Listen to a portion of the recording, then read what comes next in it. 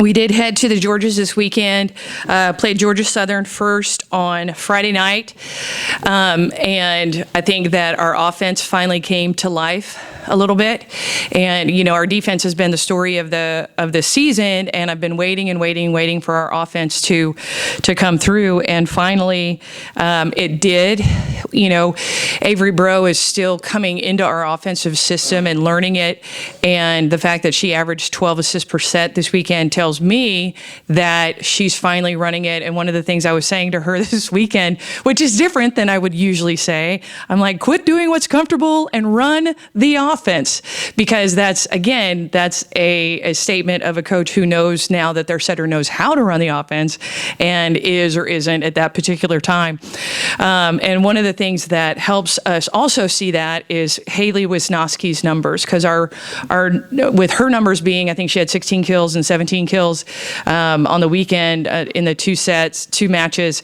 That also tells me that our offense is growing, because when that happens, that means that our middle and right side are doing their job to pull the block, which then opens it up for our outside and allows Haley to do what she does best, and that is earn us points. Driana Abram had a great weekend. Offensively, defensively, blocking wise, it was okay. We didn't do great. We didn't do horrible, but I think that's where we need to put in some work for this week.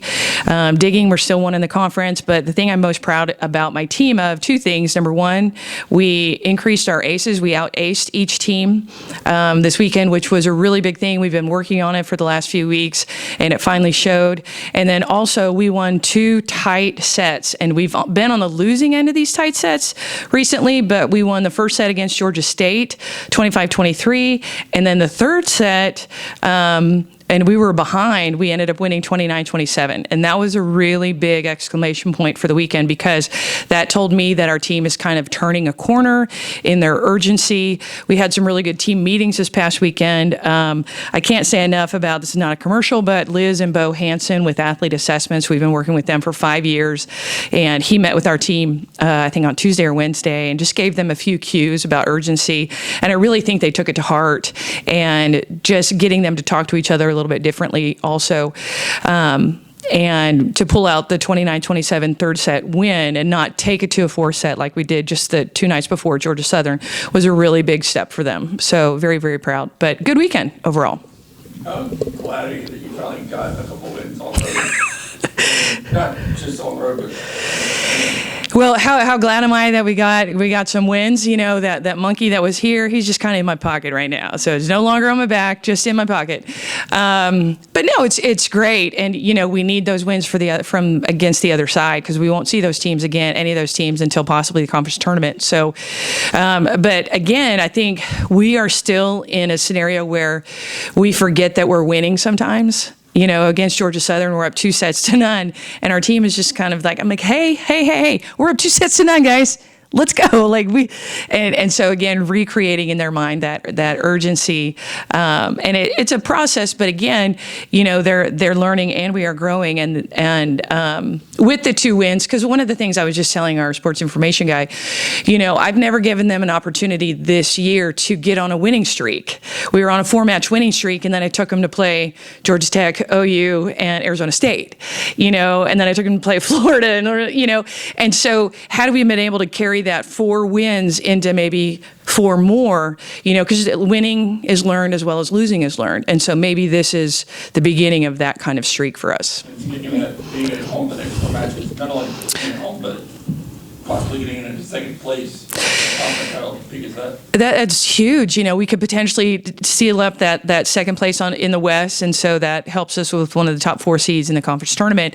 But 5 out of our next 6 are at home, and we need to be at home. I got home last night to my house in Mamou at 2:00 in the morning, and woke back up to see all of you beautiful folks today. So I and the girls are off today, but they still have classes, and so it just road weary a little bit right now.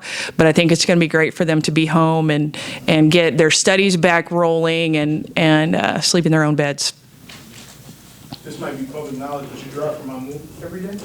I do. I live in Mamou, so an hour in and an hour out every single day, depending on the traffic. This morning it took me 1 hour and 17 minutes because of the rain. What's Yeah. the best part of that drive? Time to think. I do a lot of recruiting on the way home. I do a lot of work on the way in with, my awesome administrative assistant and now our ops person. I'm like, hey, can you do this? Hey, can you do this? So they're like, yeah, you're on the road, huh? I'm like, yes, I am. Okay, anything else? How big was it? You said you had your backs to the wall Yeah. to get a couple wins, and now can you see that in your team? Oh, definitely. And I think, that's the crazy thing about this team is you could always see it. We just couldn't sustain it. And I can't, I know I already said it. I can't say enough how big the win against Georgia State was because, that's a team that beat South. That's a team that beat UT Arlington. And again, Georgia Southern beat Troy. We didn't beat Troy, and so and they have to play those teams again. But for us, a quality opponent on their home court and to win the tight sets, that shows me that our team is experiencing some growth right now, and it's really important at this phase of conference going into the second round.